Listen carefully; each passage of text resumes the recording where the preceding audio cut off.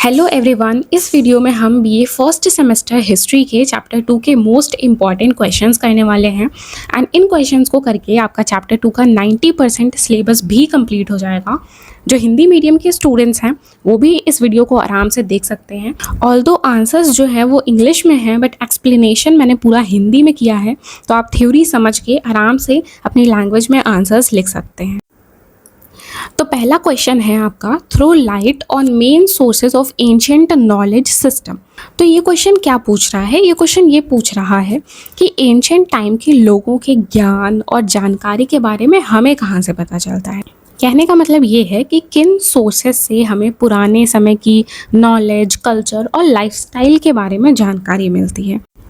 तो चलिए अब हम इस क्वेश्चन का आंसर देखते हैं। तो जो मेन सोर्सेज हैं एंशिएंट नॉलेज सिस्टम के बारे में, जो हमें मेन जानकारी है वो कहाँ से मिलती है? वो मिलती है बुक्स से और टेक्स्ट से, जो कि उस टाइम के हिंदू, बुद्धिस्ट या जैन स्कॉलर्स ने लिखा था। ठीक है, इसके अलावा सिर्फ रिलीजियस टेक्स्ट से ही नहीं, जो नॉन रिलीजियस बुक्स हैं उनसे भी हमें काफ़ी नॉलेज मिलती है उस टाइम के बारे में। मैंने इसके पहले वाले चैप्टर में भी आपको एग्जाम्पल दिया था अर्थशास्त्र का, जो कि कौटिल्य ने लिखी है।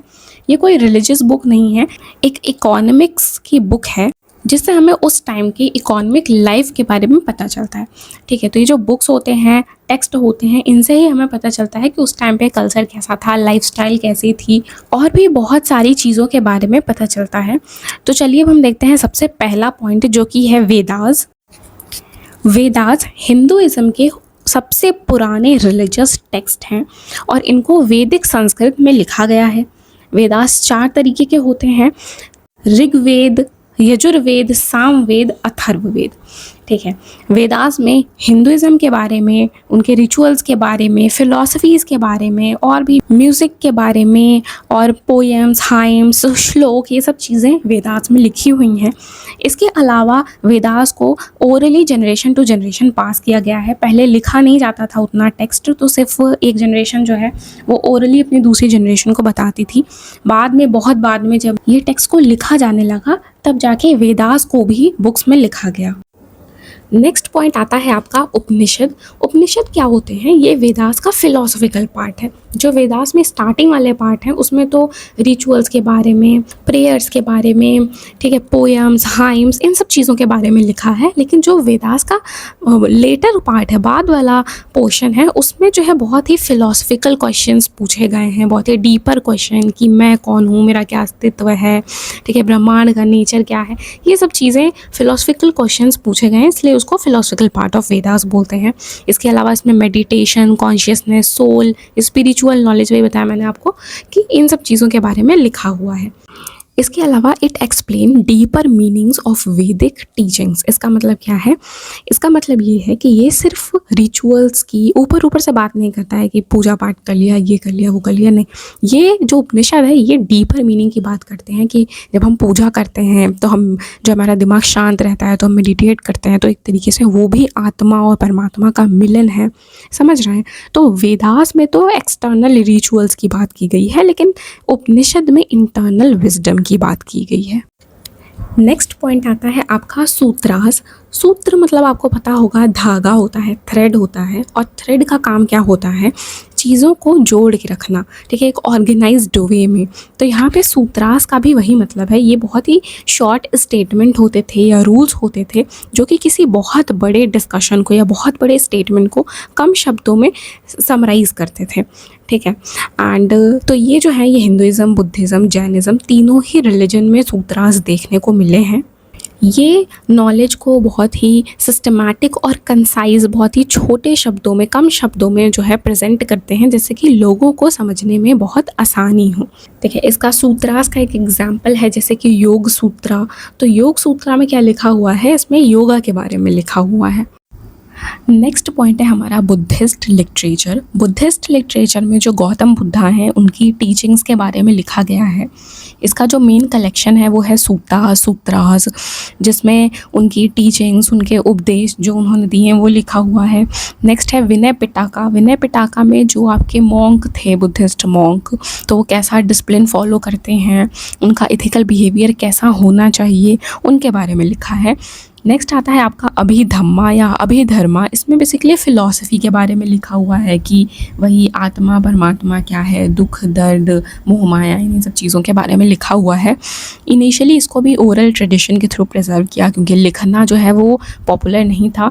जब लिखा जाना शुरू हुआ तो बुद्धिस्ट जो टीचिंग्स थी उनको भी टेक्स्ट फॉर्म में लिखा गया। नेक्स्ट और लास्ट पॉइंट है आपका इस आंसर का, जैन लिटरेचर। तो जैन लिटरेचर में जो महावीरा थे उनकी टीचिंग्स को लिखा गया है। एंड बेसिकली जो महावीरा के टीचिंग्स हैं उनको टेक्स्ट फॉर्म में लिखा गया है, जिसको आगम कहते हैं। ठीक है, जैन लिटरेचर का जो सबसे इम्पॉर्टेंट टेक्स्ट है वो है कपिला सूत्रा, जो कि एक जैन स्कॉलर थे आपके भद्र बहु, उन्होंने लिखा है। ठीक है, इसके अलावा जैन लिटरेचर में बहुत सारे जैन तीर्थंकर्स जो थे उनकी बायोग्राफीज़ भी लिखी हुई हैं, जैसे कि परश्वनाथ और महावीरा की। और जो आपका जैन लिटरेचर और रिलीजन है ये कब डेवलप हुआ, तो ये मौर्यन पीरियड में डेवलप हुआ during the reign of Chandragupta Maurya. तो यहाँ पे हमारा फर्स्ट क्वेश्चन कंप्लीट हो जाता है। नेक्स्ट आते हैं हम सेकेंड क्वेश्चन पे, which is right a short note on the stone age of India. Stone age कौन सा टाइम पीरियड था? स्टोन एज वो वाला टाइम पीरियड था जब लोग जो हैं वो पत्थर से, स्टोन से बने टूल्स का, वेपन्स का, हथियार का इस्तेमाल करते थे। और ये बहुत पुराना टाइम है, मतलब आदि मानव का जो टाइम होता था ना, वही टाइम की यहाँ पे बात की गई है। बहुत ही सिंपल लिविंग थी, हंटिंग करते थे, फिशिंग करते थे। ठीक है, बीन के कुछ गैदर करके खा लिया वो था। ठीक है, गुफाओं में रहते थे और जो पत्थर के ही नुकीले पत्थर होते हैं ना उनका ही इस्तेमाल करते थे वो हंटिंग में, जानवर को मारने में और ख़ुद को प्रोटेक्ट करने में भी। इंडिया में जो स्टोन एज है वो 3 फेसेस में डिवाइडेड है। सबसे पहला है पैलियोलिथिक, जो सबसे पहला और सबसे पुराना स्टोन एज है, ओल्ड स्टोन एज जिसे कहते हैं। बीच वाला जो स्टोन एज है उसे बोलते हैं मीज़ोलिथिक, मिडिल स्टोन एज। और जो सबसे नया है, सबसे न्यूएस्ट है, उसे हम बोलते हैं नियोलिथिक, न्यू स्टोन एज। और जो आपका नियोलिथिक वाला टाइम है, इस टाइम के एंड आते आते लोग जो है एग्रीकल्चर करने लगे थे, तो एग्रीकल्चर तब जाके डेवलप हुआ। अब हम पैलियोलिथिक एज को डिटेल में पढ़ेंगे। ये जो है सबसे पहला और सबसे लॉन्गेस्ट फेज था स्टोन एज का। जो लोग थे वो ज़्यादातर फूड गैदरर्स होते थे, मतलब जो भी फल फूल उनको मिला वो खा लिया उन्होंने। हंटर्स होते थे, जानवर को मार के खाते थे। गुफाओं में रहते थे, नदियों के पास जहाँ पे भी उनको आसानी से खाना मिल जाए, पानी मिल जाए, वहाँ रहते थे। ठीक है, और इसके अलावा इनकी जो लाइफ थी वो बहुत ही बंजारा कहते हैं या घुमंतू बोलते हैं ना, वैसी इनकी लाइफ थी। एक जगह पे नहीं रहते थे, ये प्लेस टू प्लेस मूव करते रहते थे खाने की खोज में।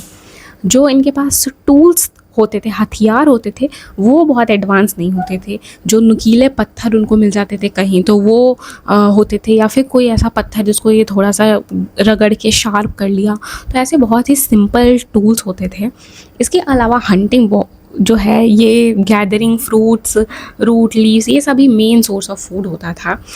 इसके बाद इस टाइम पे लोगों ने ये भी डिस्कवर किया कि खाना को पकाना होता है। इसके पहले कच्चा ही खाते थे खाना को। ठीक है, और जो कपड़े थे तो कपड़े ये वही जानवर की खाल, पत्ते, ये सब ये कपड़ों के नाम पे पहनते थे। ठीक है, कुछ ऐसा कॉटन, वुल, सिल्क, इन सब चीज़ों की इनको बिल्कुल भी नॉलेज नहीं थी। ठीक है, और साथ में ही इस टाइम पे लोगों को एग्रीकल्चर की भी बिल्कुल नॉलेज नहीं थी। तो इसके बाद आता है next phase which is Mesolithic age, middle stone age. ये जो है ये आपका पैलियोलिथिक और नियोलिथिक एज के बीच का टाइम था। एंड यहाँ पे जो लाइफ है वो पहले से ज़्यादा ऑर्गेनाइज्ड होनी शुरू हो गई, ह्यूमन लाइफ। लोग जो है सिर्फ हंटिंग और फूड गैदरिंग ही नहीं करते थे, बल्कि अब उन्होंने फ़िशिंग करना भी स्टार्ट कर दिया। सबसे ज़्यादा जो इम्पॉर्टेंट चीज़ है मीज़ोलिथिक एज की वो है माइक्रोलिथ। माइक्रोलिथ क्या होता है कि बहुत ही छोटे छोटे स्टोन के बहुत ही शार्प टूल्स होते हैं, एकदम ब्लेड के जैसे शार्प। ठीक है, तो इसको जानवर को मारने में ये बहुत ही ज़्यादा मदद करता है। तो ये बहुत ज़्यादा पाए गए हैं इस टाइम के दौरान, तो इसका सबसे ज़्यादा यूज़ होता था। ये सबसे ज़्यादा इंपॉर्टेंट पॉइंट है। ठीक है, इसके बाद क्या हुआ, लोगों ने जानवर को पालना भी शुरू किया इस टाइम के दौरान। डॉग्स, शीप, गोट, इनको डोमेस्टिकेट करना स्टार्ट किया। साथ में ही बहुत ही अर्ली फार्मिंग प्रैक्टिसेस देखने को मिली हैं। ऐसा नहीं कि बहुत ज़्यादा वीट और राइस उगा रहे हैं, बट बहुत ही हल्का हल्का फार्मिंग देखने को मिला है। लोग जो है वो अब केव्स से हट के जो है छोटी छोटी झोपड़ियाँ बना के, शेल्टर्स बना के उसमें रहना स्टार्ट किया लोगों ने, क्योंकि वो मूव करते रहते थे टाइम टू टाइम, तो वहाँ पे ही अपना घर बना लेते थे, ठीक है, टेम्पोरेरी हाउस। इसके अलावा रॉक पेंटिंग्स भी देखने को मिली हैं, केव जो गुफाएं होती थी उसमें आर्ट बना, ये सब इस टाइम पे शुरू हुआ। इस टाइम पे लोगों ने ग्रुप्स में रहना स्टार्ट किया, लोग कम्युनिटीज़ में रहते थे, और साथ में जो डेड जो मर जाते थे लोग, उनको दफनाने की भी प्रोसेस जो है, प्रैक्टिस जो है, वो इस टाइम पे देखी गई है। नेक्स्ट और लास्ट जो फेज़ आता है आपका स्टोन एज का, वो है neolithic age, new stone age. And ये सबसे नया जो बोल सकते हैं टाइम वो था, लोगों ने यहाँ पे जो है फार्मिंग करना, एग्रीकल्चर करना स्टार्ट किया, लोग ज़्यादा सेटल्ड लाइफ जीने लगे पहले के मुकाबले। मेन जो ऑक्यूपेशन था वो एग्रीकल्चर था, लोग वीट, बार्ले, राइस ये सब उगाने लगे। डोमेस्टिकेशन पहले भी चल रहा था, मीज़ोलिथिक एज में अभी भी कंटिन्यू हुआ, ठीक है। इसके अलावा लोगों ने जो है अभी परमानेंट सोसाइटी, एक तरीके से गांव बसा के पूरा रहना स्टार्ट किया। जो घर होते थे वो मिट्टी के, वुड के, घास भूसे के, जो बोलते हैं ना झोपड़ी टाइप की, वैसी बना के उसमें रहना शुरू किया। इसके अलावा जो टूल्स थे वो पहले से ज़्यादा पॉलिश, एडवांस थोड़े से और ज़्यादा स्मूथ देखने को मिले हैं। पॉटरी जो होती है, घड़े वगैरह बनाना, बुनाई करना, ये सब चीज़ें डेवलप हुई हैं इस टाइम पे। इसके अलावा जो व्हील है, चक्के हैं, वो भी इस टाइम पे डेवलप हुए। ट्रेड जो है वो भी इस टाइम पे स्टार्ट हुआ। ट्रेड मतलब कि जैसे कोई घड़े बना रहा है और कोई दूसरा व्यक्ति है जो कि वीट उगा रहा है, तो वो उसको गेहूँ देता था एंड वो उसको घड़े देता था। तो इस तरीके से जो सिंपल ट्रेड है वो भी देखने को मिला है इस टाइम पे। और साथ में रिलीजियस बिलीव्स, रिलीजियस प्रैक्टिस भी स्टार्ट हो गए। लोगों ने अभी जो है भगवान को मानना जो है थोड़ा शुरू किया। एंड साथ में ब्यूरियल प्रैक्टिस, जो दफनाने की प्रैक्टिस थी, वो इसके पहले वाले एज में भी स्टार्ट हो गई थी, अभी भी वो बहुत कॉमनली देखी जाने लगी। तो यहाँ पे हमारा जो सेकंड क्वेश्चन है वो कंप्लीट होता है। एंड ये जो सेकंड क्वेश्चन था स्टोन एज वाला, ये वन ऑफ द क्या सबसे ज़्यादा इम्पॉर्टेंट क्वेश्चन है ये पूरे चैप्टर का, तो ये तो बिल्कुल भी स्किप नहीं करना है आप लोगों को। नेक्स्ट क्वेश्चन आपका आता है, write a short note on chalcolithic age and its characteristic. Again one of the most important question है। तो कैल्कोलिथिक का मतलब क्या है? कैल्कोलिथिक वर्ड जो है ये दो ग्रीक वर्ड से मिलके बना है, कैल्कोस और लिथोस। कैल्कोस का मतलब होता है कॉपर एंड लिथोस का मतलब होता है स्टोन। तो ये जो कैल्कोलिथिक एज है इसको हम कॉपर एज या कॉपर स्टोन एज कह सकते हैं। ये जो है नियोलिथिक एज के बाद में आता है और आयरन एज के पहले, दोनों के बीच का जो टाइम है वो कैल्कोलिथिक एज है। कैल्कोलिथिक एज का जो टाइम पीरियड है वो 3000 BCE से लेके 1000 BCE है इंडिया में, ठीक है। और इस टाइम पे क्या था कि लोग और ज़्यादा एडवांस हो गए, थोड़े से ज़्यादा नियोलिथिक एज से या स्टोन एज से कह सकते हैं। लोग जो है अभी विलेजेस में रहते थे, ठीक है, फार्मिंग और ज़्यादा करते थे, मेन ऑक्यूपेशन एकदम हो गया कह सकते हैं। और ट्रेड वगैरह जो है वो भी डेवलप हो गया और लोग ज़्यादा ट्रेड प्रैक्टिस करने लगे इस टाइम पे। अब हम देखते हैं कैल्कोलिथिक एज के क्या कैरेक्टरिस्टिक्स थी या क्या फीचर्स थी एक तरीके से, ठीक है। तो जानवर कैसे थे और एग्रीकल्चर कैसा था? तो लोग अभी भी हंटिंग करते थे, फिशिंग करते थे, ठीक है, लेकिन फार्मिंग सबसे ज़्यादा करते थे, ठीक है। फार्मिंग एकदम मेन ऑक्यूपेशन था। एनिमल्स की बात करें तो शिप, गोट, कैटल, बुफेलो, पिग, इन सब जानवरों को वो पालते थे उनके मिल्क के लिए या उनके मीट के लिए, ठीक है। और क्रॉप्स में वो वीट, बार्ले, राइस, बाजरा, ये सब जो है कॉटन कल्टिवेट करते थे। नेक्स्ट पॉइंट आता है आपका टूल्स एंड वेपन्स का। तो जो मोस्ट ऑफ द टूल्स थे वो आपके कॉपर एज है तो कॉपर के ही बनेंगे, ठीक है। चाकू, एक्सेस मतलब कुल्हाड़ी, फिशिंग हुक जो होती है आपकी, चिजल मतलब जो छेनी होती है, छेनी हथौड़ा, वो छेनी, पिंस जो होते थे या रॉड होते थे, ये सारे ही टूल्स जो हैं वो आपके कॉपर के बनते थे। थर्ड पॉइंट है आपका हाउसेस। तो घर जो थे वो बहुत ही सिंपल, रेक्टेंगुलर और सर्कुलर शेप के होते थे। दीवारें जो होती थी वो आपकी मिट्टी की या गोबर की या चूने की दीवारें होती थी। जो घर है मोस्ट ऑफ द उसमें सिर्फ एक ही कमरा होता था, लेकिन कुछ ऐसे घर पाए गए हैं जिसमें मल्टीपल रूम्स थे। नेक्स्ट पॉइंट आता है पॉटरी। तो उस टाइम पे बहुत सारे घड़े भी पाए गए हैं जो कि ब्लैक और रेड कलर के थे, और बहुत सारे जो घड़े हैं वो ऑचरे कलर्ड के थे, मतलब कि एक रेडिश येलो कलर होता है उसको बोलते हैं। तो इस टाइप के घड़े भी जो हैं वो भी पाए गए हैं। नेक्स्ट है आपका ब्यूरियल। ब्यूरियल मतलब कि दफनाने की जो प्रोसेस होती है, तो लोग जो हैं वो घर के नीचे under the house floor north south direction में जो है लोगों को, अपने लव्ड वंस को दफनाते थे, और उनके साथ बहुत सारे घड़े और बहुत सारे कॉपर के ऑब्जेक्ट भी दफनाते थे। जो अमीर घर के बच्चे होते थे वो जो है उनको बहुत सारे ऑर्नामेंट्स पहना के, बहुत सारे आभूषण ज्वेलरी पहना के और बहुत सारे घड़ों के साथ उसमें सामान भर के फिर उनको दफनाया जाता था। ठीक है, कुछ कुछ ऐसे ग्रेव्स हैं जहाँ पे बैंगल्स और कुल्हाड़ी वगैरह भी दफनाई हुई मिली है। नेक्स्ट पॉइंट आता है आपका आर्ट एंड क्राफ्ट। तो सिर्फ पॉटरी ही नहीं, सिर्फ घड़े बनाना ही नहीं, उस टाइम के जो लोग थे वो बहुत ही ज़्यादा स्किल्ड थे कॉपर वर्क में, और छोटी छोटी मूर्तियाँ जो स्कल्पचर्स हैं वो भी बनाते थे, उस पर कार्व करके, मतलब किसी नुकीली से उसको काट काट के जो डिज़ाइन है वो भी बनाते थे। इसके अलावा बुनाई वगैरह का काम भी करते थे, और साथ में ज्वेलरी वगैरह भी बनाते थे, जो आपकी मोतियाँ होती हैं उनसे ज्वेलरी बनाते थे। तो यहाँ पे आपका आंसर 3 कंप्लीट होता है। और इसके अलावा अगर एग्ज़ाम में ये क्वेश्चन पूछा गया आपसे कि right a short note on the pre historic culture of India, pre historic culture, ठीक है, तो अगर ये क्वेश्चन पूछा जाएगा तो आप सिंपली क्या करेंगे कि अभी तक मैंने आपको जो 4 एज पढ़ाई हैं, पैलियोलिथिक, मीज़ोलिथिक, नियोलिथिक और ये अभी आपका कैल्कोलिथिक, इन चारों एज के बारे में आप थोड़ा थोड़ा लिख देंगे, यही होगा उसका आंसर।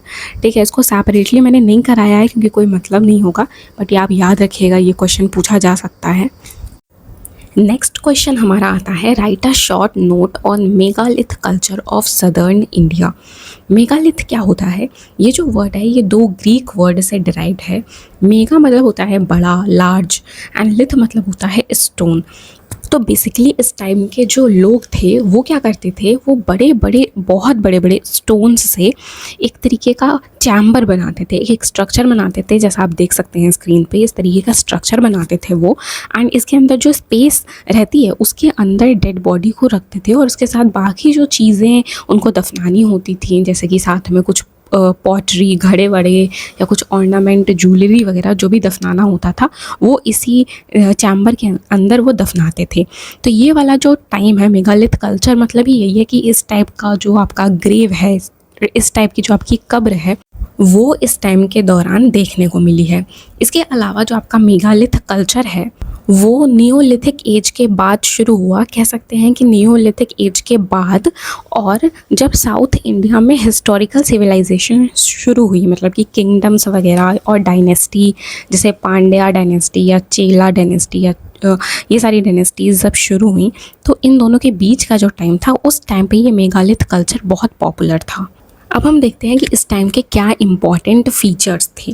तो सबसे पहला फ़ीचर ये है कि जो टूल्स थे वो लोहे के, आयरन के बने होते थे। ठीक है, एग्रीकल्चर तो था ही प्रिवलेंट पहले से ही, अभी भी है। उसके बाद फॉर्मेशन ऑफ स्टेट, ये इंपॉर्टेंट पॉइंट है। इसके पहले क्या था कि इसके पहले तक लोग विलेजेस में रहते थे, उतना डेवलपमेंट नहीं था। अभी क्या हुआ कि जो छोटे छोटे विलेजेस हैं वो मिलके टाउन वगैरह बनने लगे। ठीक है, और वहाँ उस टाउन का कोई एक चीफ या कोई एक लीडर डिक्लेयर कर दिया जाता था, जो कि एक तरीके से कह सकते हैं एडमिनिस्ट्रेशन संभालता था। तो उसके बाद आता है राइज ऑफ सोशल क्लासेस। तो जब कोई किसी इंसान को आप चीफ या लीडर को डिक्लेयर कर दोगे तो ऑब्वियस सी बात है कि उसको थोड़ी ज़्यादा जो रिस्पेक्ट है वो मिलेगी, तो वो लीडर कहलाएगा। बाकी जो लोग हैं जो जैसे कि क्राफ्ट्समैन है या ट्रेडर है या फार्मर है, तो फिर वो ऑटोमेटिकली ऐसा हो जाएगा कि ये थोड़े लोअर क्लास से बिलोंग करते हैं। तो एक तरीके से ये सोशल क्लास का सिस्टम भी अपने आप इमर्ज हो गया। इसके अलावा use of writing and metal coin, तो लिखना जो है वो स्टार्ट हो गया इस टाइम के दौरान, और मेटल कॉइन्स भी जो है इनका यूज़ भी इस्तेमाल हो गया। नेक्स्ट पॉइंट आता है आपका मेन कैरेक्टरिस्टिक क्या थे इस टाइम के। तो सबसे मेन जो कैरेक्टरिस्टिक था, जाना जाता था ये टाइम, वो अपने उसी बुरियल जो साइट था उसके लिए ही जाना जाता है। बहुत बड़े स्टोन से जो ये कब्र बनाई जाती है, यही इसका सबसे इम्पॉर्टेंट फीचर है। इसके अलावा ये जो कब्र थी वो जहाँ पे लोग रहते थे, जो विलेज या टाउन होता था सेटलमेंट, उससे बहुत दूर कहीं आउटसाइड एकदम बनाया जाता था। ठीक है, पहला कैरेक्टरिस्टिक है कि कब्र में क्या क्या होता था। तो कब्र में ऑब्वियसली जो स्केलेटन है वो होगा। इसके अलावा पॉटरी, जो घड़े वगैरह हैं, मटके, वो सब, आयरन के बहुत सारे ऑब्जेक्ट, ठीक है। बहुत सारे लोग ग्रेन्स भी उसमें दफनाते थे क्योंकि मानते थे आफ्टर लाइफ में कि वो इंसान बाद में ज़िंदा होगा तो उसको खाने की ज़रूरत पड़ेगी, ऐसा कुछ, ठीक है। इसके अलावा red and black and red ware pottery, मतलब कुछ पॉटरी होती थी, कुछ घड़े होते थे जो कि ब्लैक और रेड कलर के होते थे, बहुत स्पेशल, तो उनको भी दफनाया जाता था। नेक्स्ट आता है आपका आयरन टेक्नोलॉजी। तो आयरन के जो ऑब्जेक्ट हैं, मतलब टूल्स हैं, वेपन्स हैं, वो बहुत ज़्यादा इस्तेमाल किया जाता था इस टाइम के दौरान। थर्ड पॉइंट है हमारा इकोनॉमी एंड एग्रीकल्चर। तो एग्रीकल्चर जो था पॉपुलर था, लेकिन बहुत ही एडवांस्ड एग्रीकल्चर देखने को नहीं मिलता है। चावल और रागी जो है ये मेन क्रॉप्स उगाए जाते थे। इसके अलावा फार्मिंग टूल्स से ज़्यादा हंटिंग और फाइटिंग टूल्स जो हैं वो पाए गए हैं।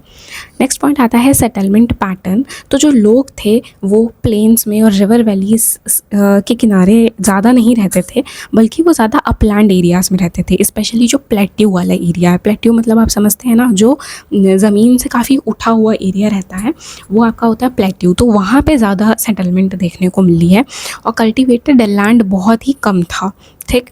नेक्स्ट पॉइंट आता है आपका डिस्ट्रीब्यूशन। तो मेगालिथिक कल्चर जो है वो ज़्यादातर साउथ इंडिया वाले रीजन में देखने को मिला है, जो आपका आंध्र प्रदेश और तमिलनाडु का रीजन है, उधर ज़्यादा ये देखने को मिला है।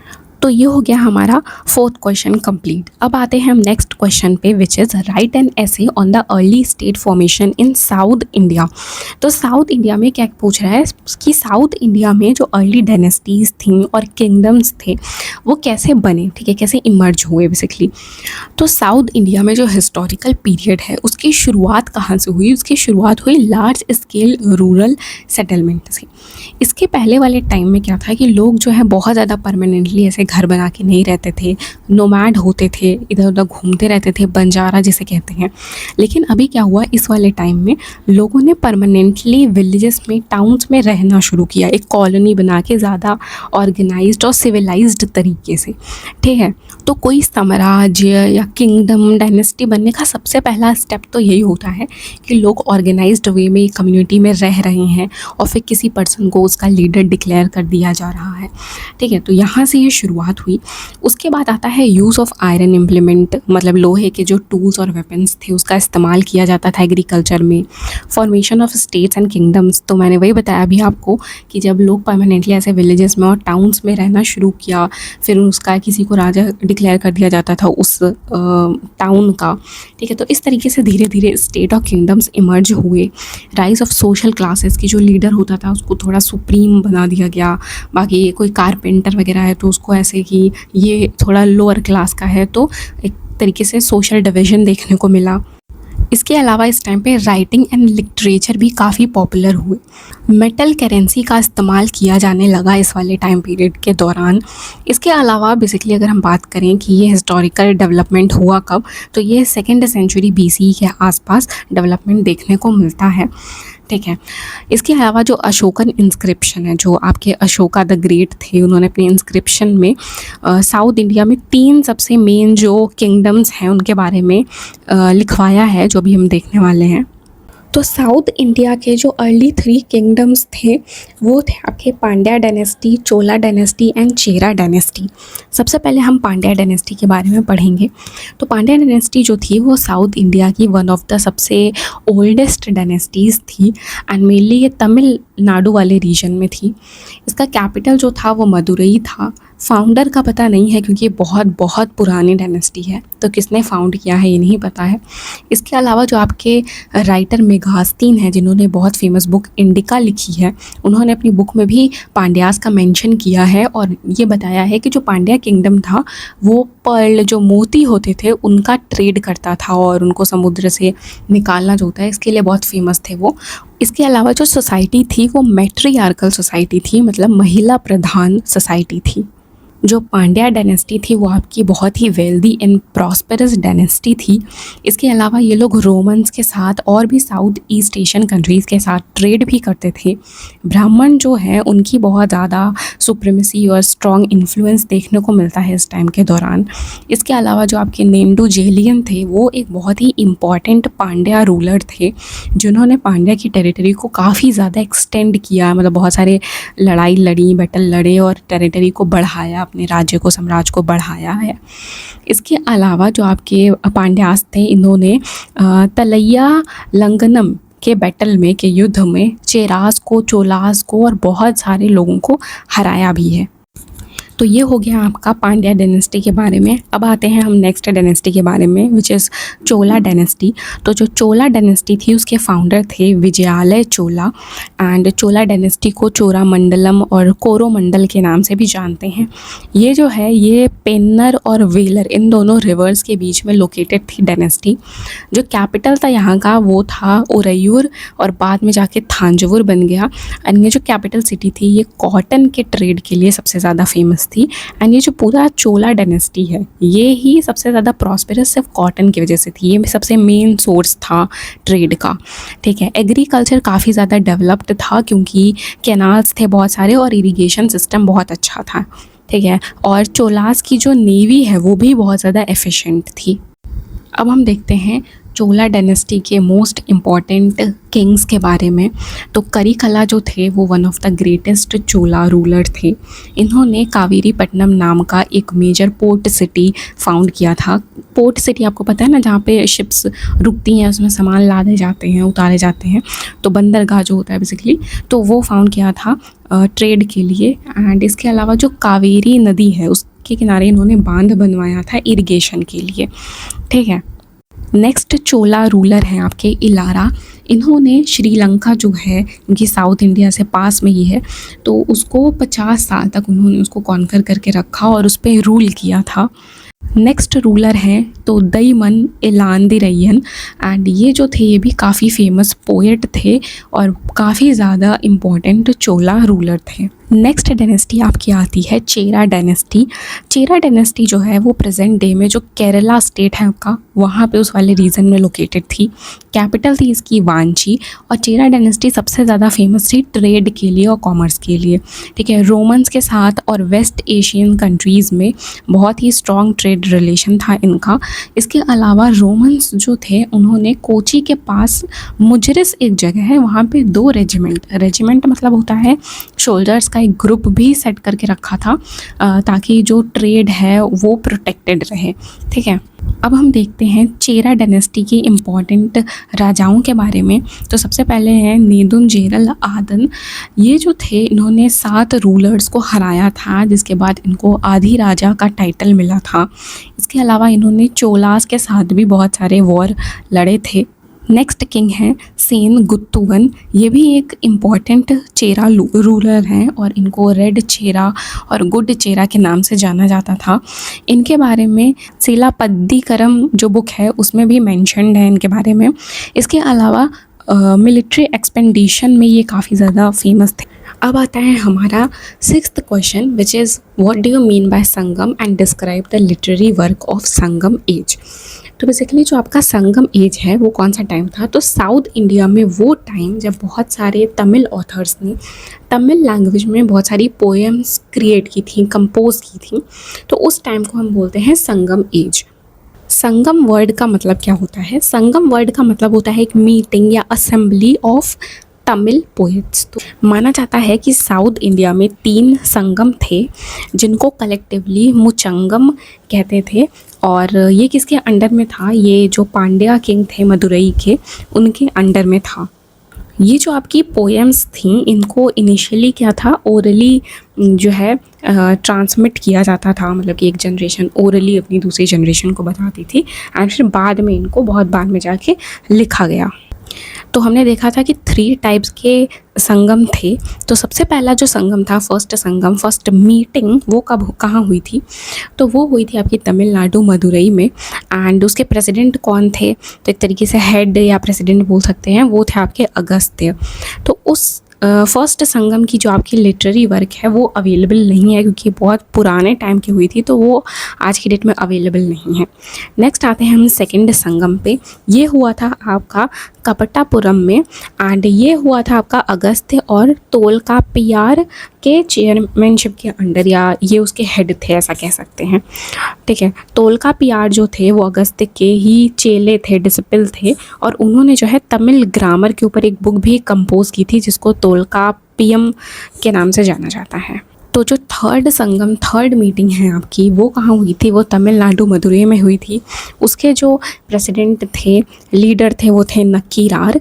And most of the information जो हमें पता है संगम लिटरेचर के बारे में, वो थर्ड संगम के बारे में ही है। जो फर्स्ट और सेकेंड संगम थे उनकी इन्फॉर्मेशन जो है वो अवेलेबल नहीं है, क्योंकि वो बहुत पुराने टाइम की है। नेक्स्ट है आपका संगम लिटरेचर। जो संगम लिटरेचर जो है वो मेनली लिखा गया आपका 3rd century before common era और 3rd सेंचुरी कॉमन एरा के बीच के टाइम में। एंड जो पोएम्स थी उनको लेटर एंथोलॉजीज़ में कंपोज किया गया, कंपाइल किया गया बेसिकली। इसका मतलब क्या है कि जो डिफरेंट आपके पोएट हैं, उन्होंने जितनी भी पोएम्स लिखी हैं उन सारी पोएम्स को एक बुक में एक जगह क्या करना, ऑर्गेनाइज करना। तीनों संगम के आपके इम्पॉर्टेंट फीचर्स क्या थे? तो टोटल 1281 पोएम्स लिखी गई और 473 पोएट्स थे टोटल जिन्होंने ये पोएम्स लिखी, जिसमें से अराउंड 30 वुमेंस थी। ठीक है, तोलकापियम जो है वो अर्लीस्ट तमिल लिटरेरी वर्क माना जाता है, जो कि आपकी तमिल ग्रामर के ऊपर बुक है। इसके अलावा इस बुक से और जो भी पोएम्स हैं, इन सब चीज़ों से हमें उस टाइम की सोसाइटी, पॉलिटिक्स, इकोनॉमी और कल्चर के बारे में इंफॉर्मेशन मिलती है। नेक्स्ट आते हैं हम थीम्स ऑफ संगम लिटरेचर पे। तो आपकी जो पोएम्स हैं संगम लिटरेचर में, वो 2 थीम्स पे लिखी जाती थी। एक था अक्कम और एक था पूरम। अक्कम मतलब होता है लव और पर्सनल लाइफ के ऊपर जो पोएम लिखी जाती थी वो, और पूरम मतलब होता है वॉर, ब्रेवरी, किनशिप, इथिक्स और पब्लिक लाइफ के ऊपर जो पोएम लिखी जाती थी वो। नेक्स्ट आता है आपका इम्पोर्टेंस ऑफ संगम लिटरेचर पे। तो संगम लिटरेचर की क्या इम्पोर्टेंस है कि ये तमिल सोसाइटी और कल्चर के बारे में हमें बताता है उस टाइम की। ठीक है, इसके अलावा लोगों की क्या कंडीशन थी, सोशल कंडीशन कैसी थी, इकोनॉमिक कंडीशन कैसी थी, ये भी बताता है। नॉर्थ इंडिया में उस टाइम पे आर्यंस थे, क्योंकि ये संगम लिटरेचर साउथ इंडिया की बात करता है। ठीक है, तो नॉर्थ इंडियन आर्यंस के साथ कैसे पीसफुल रिलेशन थे उसके बारे में भी बताया गया है।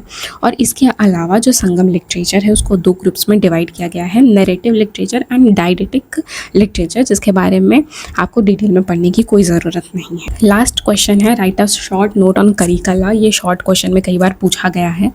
तो करिकला जो थे वो चोला रूलर थे, बहुत इंपॉर्टेंट चोला रूलर्स थे। एंड इन्होंने पुहार या कावेरीपट्टनम नाम का एक पोर्ट सिटी बनवाया था। मैंने बताया आपको कि पोर्ट सिटी होता है जहाँ पे शिप्स वगैरह, जो पानी की जहाज़ होती हैं, वो क्या होती हैं, उन पे सामान लादा जाता है, रुकती हैं वो, तो वहाँ पे सामान लादा जाता है, उतारा जाता है और लोग बैठ के जाते हैं ना, तो जो बंदरगाह होता है तो उसे पोर्ट सिटी कहते हैं, तो वो बनवाया था। इसके अलावा उन्होंने जो है कावेरी रिवर पे एक बांध बनवाया था जो कि 160 किलोमीटर लंबा था। इरिगेशन और एग्रीकल्चर के लिए उन्होंने ये बांध बनवाया था, जो कि श्रीलंका से लाए गए 12,000 मजदूरों द्वारा बनाया गया था। इसके अलावा इन्होंने पांड्या और चेरा रूलर्स को भी हराया था बैटल ऑफ वेन्नी में। संगम लिटरेचर में इनके बारे में लिखा गया है कि एक बहुत ही ब्रेव वॉरियर थे और बहुत ही एबल एडमिनिस्ट्रेटर थे, मतलब बहुत ही पावरफुल राजा थे ये। सो यार, that is it for this video. Thank you so much for watching.